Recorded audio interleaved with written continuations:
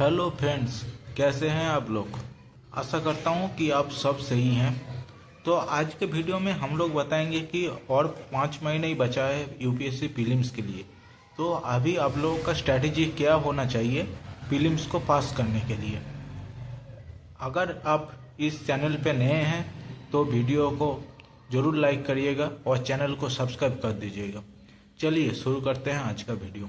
अगर देखे जाए तो प्रीलिम्स में दो तरीके अपीयर होते हैं। एक होता है फर्स्ट टाइमर और एक होता है जो पहले प्रीलिम्स दे चुका है। फर्स्ट टाइमर में भी दो तरीके से है। एक लोग जो प्रिपरेशन फुल्ली कंप्लीट है, फुल्ली कंप्लीट मतलब 70 to 80% सिलेबस कंप्लीट हो चुका है, वो लोग मेंस का आंसर राइटिंग प्रैक्टिस कर लिए हैं, जो ऑप्शनल है वो ऑप्शनल के लिए अच्छे से तैयार हो गए हैं। और एक होता है कि जो प्रिपरेशन जस्ट शुरू ही किया है और प्रिपरेशन में सिलेबस में कुछ ही हिस्सा खत्म हुआ है। तो दोनों का स्ट्रेटेजी जो होगा, दोनों का स्ट्रेटेजी अलग अलग होना चाहिए। जो प्रिपरेशन कंप्लीट हो गया है उसको तो मैं बोलूँगा मिड फरवरी टू मार्च पहले से ही शुरू कर देना चाहिए प्रीलिम्स का। क्योंकि अगर प्रीलिम्स पास होगा तभी जाके मेंस इंटरव्यू का मौका मिलेगा। नहीं तो प्रीलिम्स ही पास नहीं होगा तो पूरे साल का वो मौका ही नहीं मिलेगा, वो इंस्पिरेशन नहीं मिलेगा आप लोगों को पढ़ाई करने के लिए। तो इसीलिए प्रीलिम्स को बहुत अच्छे सीरियसली लेना चाहिए और प्रीलिम्स को फरवरी ऑनवर्ड चालू कर देना चाहिए। और जिसका ऐसा है प्रिपरेशन अभी अभी चालू किया है तो वो क्या कर सकता है, जो अभी अभी चालू हुआ है वो ऐसा कर सकता है कि वो जनवरी ऑनवर्ड चालू कर दे, जनवरी ऑनवर्ड से प्रीलिम्स फोकस स्टडी चालू कर दे। प्रीलिम्स फोकस स्टडी में आप लोगों को क्या करना है, आप लोगों को पहले करना है कि कुछ जो इम्पोर्टेंट सब्जेक्ट है जैसे geography, science and tech, environment, polity, economy और वो लोकेशन बेस्ड आईआर का जो क्वेश्चन है सब्जेक्ट है उसका स्टैटिक पार्ट को कंप्लीट कर लेना है।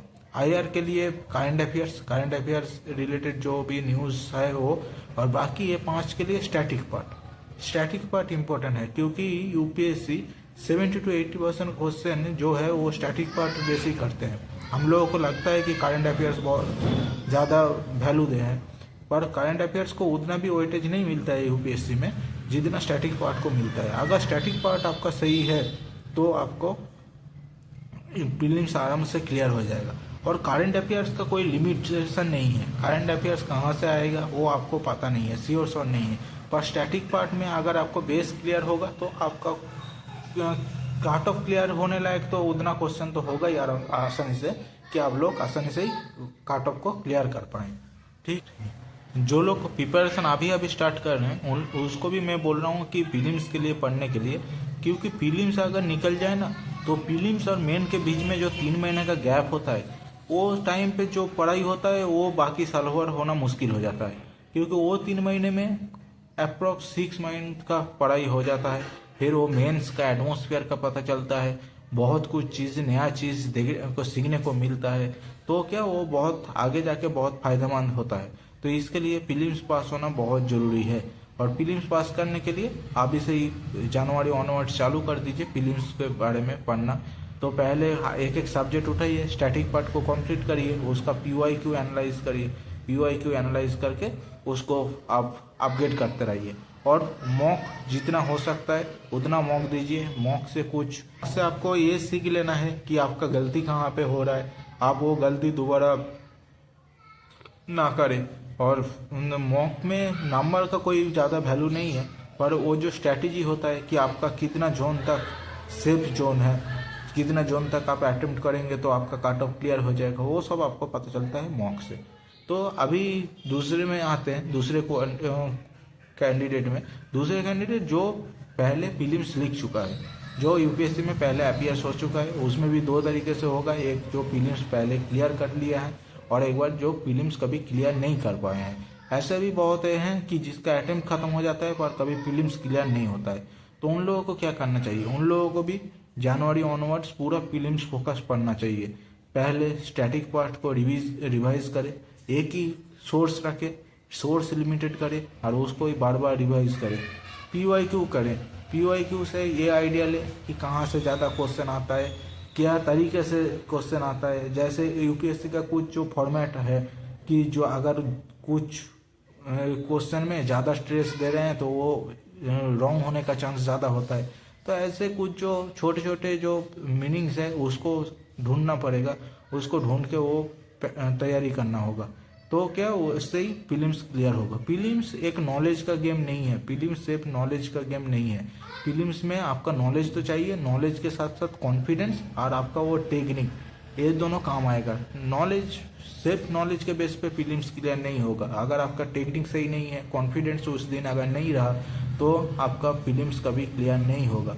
और ये कॉन्फिडेंस आएगा कैसे? कॉन्फिडेंस आएगा मॉक देने से, PYQ को करने से, और टेक्निक तो आपको PYQ से पता चलेगा क्या टेक्निक होना चाहिए। और जो प्रीलिम्स क्वालिफाई कर चुके हैं वो लोग तो अभी नहीं करेगा, ऐसे मार्च से चालू करना है उन लोगों के लिए सही रहेगा, क्योंकि उन लोगों को पता है। पर ज़्यादा ओवर कॉन्फिडेंस होना नहीं है, क्योंकि बहुत टाइम क्या होता है, इंटरव्यू देने वाले बंदे भी प्रीलिम्स क्वालिफाई नहीं कर पाते हैं, तो वो ओवर कॉन्फिडेंस ज़्यादा नहीं होना। मार्च ऑनवर्ड जाके पूरा शुरू कर देना है और एकदम पूरा डेडिकेटेडली पढ़ना चाहिए प्रीलिम्स के लिए। और एस्पिरेंट दो तरीके से होता है, एक फुल टाइम और एक जो जॉब के साथ है। जो जॉब के साथ है उसके पास टाइम हार्डली 4 to 5 घंटा बचता है, तो उसके लिए उसको क्या करना चाहिए, उसको जनवरी ऑनवर्ड से चालू कर देना चाहिए, तब जाकर उसको मई तक ख़त्म हो पाएगा। और जो लोग फुल टाइम एस्पिरेंट हैं वो ये दोनों कैटेगरी में कहाँ पे बिलोंग्स करते हैं, उसके हिसाब से वो प्रीलिम्स का प्रिपरेशन कर सकते हैं। अगर प्रीलिम्स में आप लोगों को सबसे ज़्यादा इम्पोर्टेंस देना है PYQ जैसे बाइबल जैसे हैं UPSC के लिए।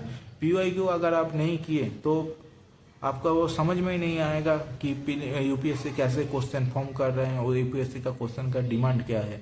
PYQ से ही आपको पता चलेगा।